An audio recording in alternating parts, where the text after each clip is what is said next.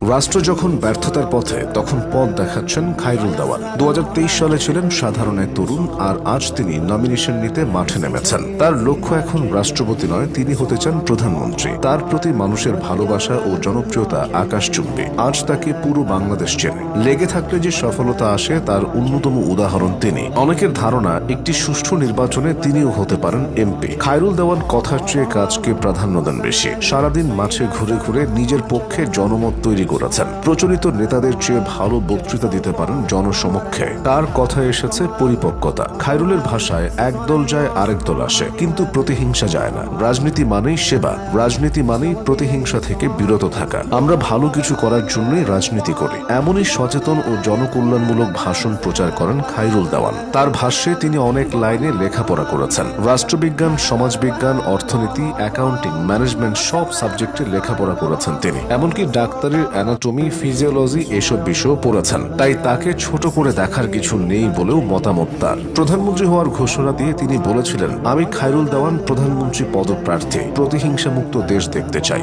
আমরা চাই না আওয়ামী লীগ যেরকম করছে আর কেউ এরকম করুক। আর তার এসব কথা সোশ্যাল মিডিয়াতেও ভাইরাল হয় অনেক। যার শুরুটা হয়েছিল রাস্তায় একা দাঁড়িয়ে, তার সমাবেশে এখন মানুষের ঢল নামে। হয়েছে পার্টি অফিসও। তার দলের নাম জনকল্যাণ পার্টি। প্রায় প্রতিদিন হয় সংবাদ সম্মেলন।